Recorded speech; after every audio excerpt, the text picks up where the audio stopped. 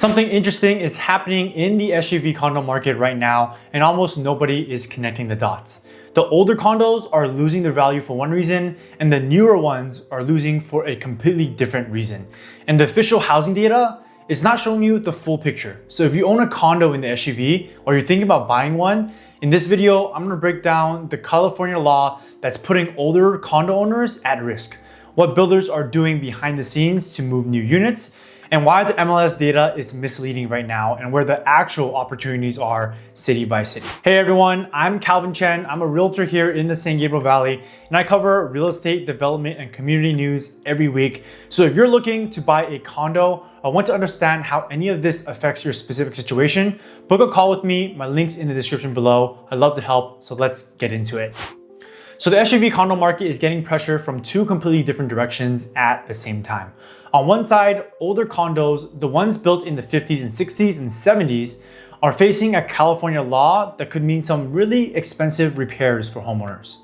On the other side, the brand new condos are sitting on the market because builders are offering incentives behind the scenes that make it really hard for these resale owners to compete.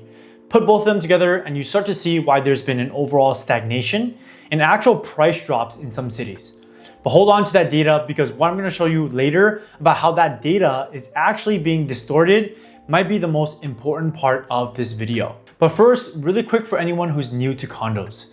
When you buy a condo, you're part of an HOA, a homeowners association. That's basically the governing body for the building. Every owner pays their monthly dues, and the HOA uses that money to maintain the property. Roofs, plumbing, exterior insurance, if it's attached, all of that shared stuff. They're supposed to be setting aside money in a reserve fund for bigger repairs down the road. So let's start with the older condos. To stage the scene, back in 2019, California passed a law called SB 326.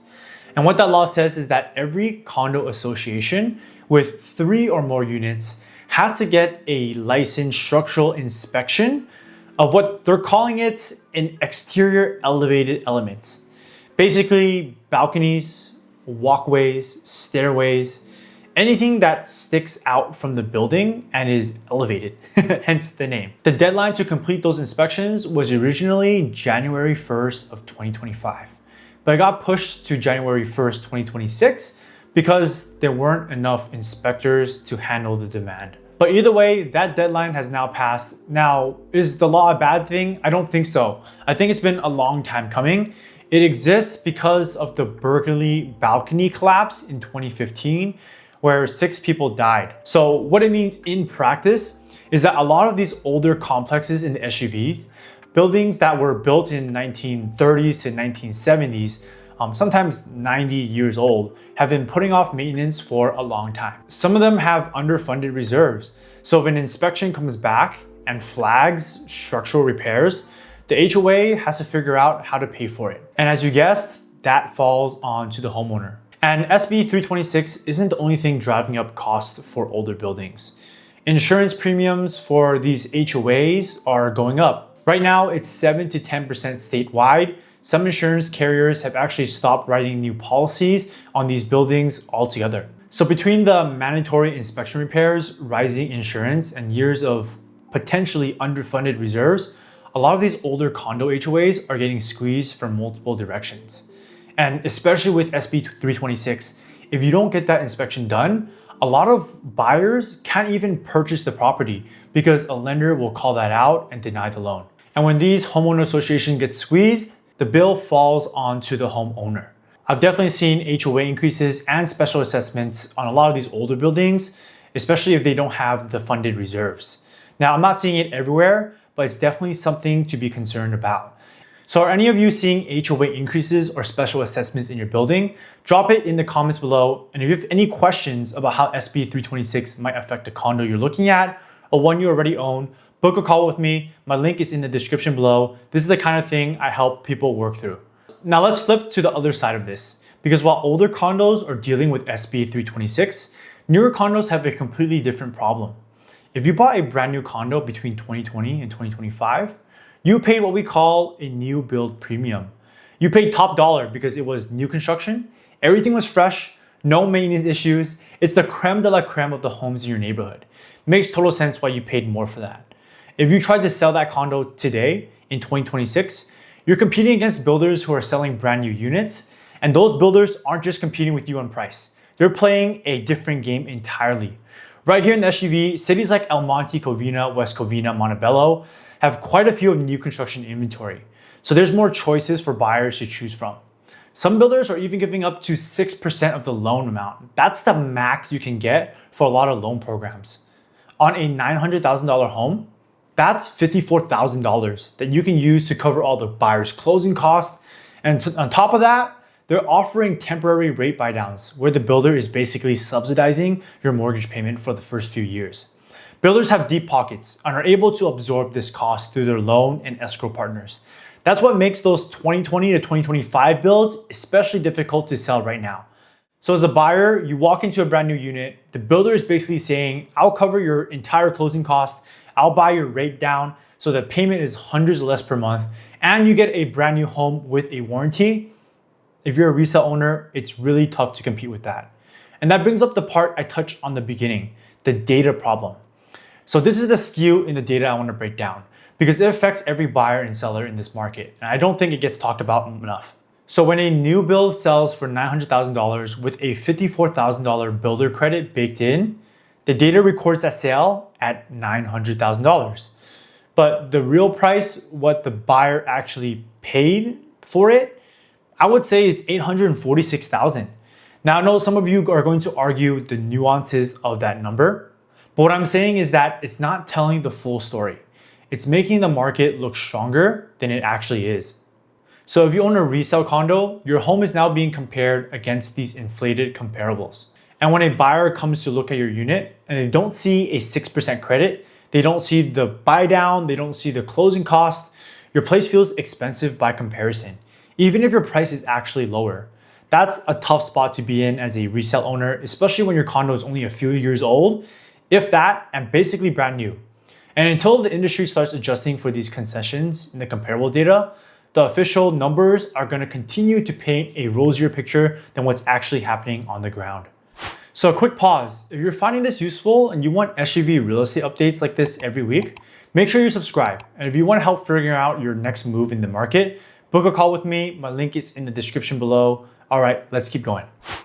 So now that you understand these two forces, let's look at the actual numbers city by city, because some of these really jumped out at me. I'm gonna walk through 3 numbers for each city. First, median price, what the typical condo is selling for. Next is active listings. That's the amount of inventory that's on the market right now. And lastly, days on market. That tells you how fast things are moving. Those 3 together give you a pretty clear picture of where each market stands. So first is Covina. This is the one that really jumped out at me. Median price is down 11.8% year over year. Active listings are up 28.8%. And days on market went up 125%. So condos are now sitting for 36 days on market. Covina has some of the older condo stock in the SGV, but also at the same time, actively selling 2 new construction communities. So you're seeing both sides of the squeeze play out in one city. Now, Arcadia. Median price is actually down 11.3% on condos. That surprised me. Arcadia usually holds value better than most SGV cities, but I think in this case, the land is worth a lot more. Next is Alhambra. Active listings are up 127.8% year over year. Inventory more than doubled, but the median price is actually up 1.7% to $730,000. So prices haven't cracked yet, but with that much inventory coming on the market, buyers are having more leverage than they did a year ago. Next is Baldwin Park. Active listings up 66.7%, median price down 2.8%. The price drop is mild compared to Covina or Arcadia, but that inventory increase tells me that there may be some more room to negotiate in this market. Next is El Monte. Median price is down 1.4%, inventory is up 25%, and the days on market is up to 19 days. El Monte is still moving relatively quick, but that inventory climb is worth watching. I sense that this is going to change in the next few months. El Monte is going to get a few communities coming onto the market that's going to drive inventory way up. Next is Monterey Park. Active listings up 36.4% with a median price of $698,000, up just 0.4%. Basically flat, a very similar story to Alhambra, but the inventory climb is real. And lastly is Pasadena, with an active listings up 23.5%, median price down 0.8%, basically flat with a slight increase in active listings. Pasadena is holding up better than most, but inventory is slowly starting to creep up. So I guess the question is, where are the best buys in the SGV right now? And here's my take. If you are a first-time home buyer looking for a condo, this is the most leverage you've probably had since pre-pandemic levels. The cities where inventory is surging the fastest, Alhambra, Baldwin Park, Covina, and soon to be Monte, those are the markets where sellers are going to be the most motivated. You should be looking at newer condos in those areas where you can negotiate hard on price without worrying about the SB 326 repairs on older buildings. And here's a pro tip. If a builder is offering 6% credit plus a rate buy down, do the math on what your payment looks like in year 3 when the buy down expires. If you can comfortably afford the full payment, that's a legitimate deal. If you can only afford it with the subsidy, the first, second, and third year where you have a couple $100s off, that's probably a warning sign that you can't afford it just yet. On the flip side, if you currently own an older condo in the SGV, check in on where the HOA stands with SB 326. You want to ask your management, has the inspection happened? What were the findings? What are the reserve studies look like? Those are the questions you want to ask right now, not later. Because if the costs do come, you want to know, especially if you're trying to sell. Because like I mentioned before, a lot of loan officers and loan programs are cracking down on this SB 326. And if you're not compliant, a lot of those loans will get denied, which means buyers cannot finance on your property and even the whole complex. So whether you're buying or selling, if you want someone to walk you through numbers on a specific property, book a call with me in the description below. Let me know in the comments, where do you think the best condo deals are in the SGV right now? Or is it all on the single family side? All right, so let me tie all of this together. The SGV condo market isn't just having a slow quarter. There are a couple bigger things going on here. You have a new law that's putting older buildings under a microscope for repairs that they've been putting on for decades. You have new construction that's flooding the market with financing that makes it really hard for resale owners to compete. And in the middle of all that, the data that most people are looking at isn't even telling the full story. Now, does that mean that condos are a bad investment? No, it just means that you have to be smarter about which condos you're actually buying. You have to ask questions like, how old is the building? What's the HOA reserve situation looks like? And whether you're actually getting a good deal or just a good looking number on the paper. The people who understand what's happening right now are going to make way better choices than the people who don't. That's really what it just comes down to. And if you're thinking about buying a condo in the SGV or currently own one, and you want to know exactly where your property sits in this market, feel free to book a call in the description below. My name is Calvin Chen with Real Brokerage. I break down SGV real estate, developments, and everything that's happening in the San Gabriel Valley. Thank you so much for watching, and I'll see you on the next one.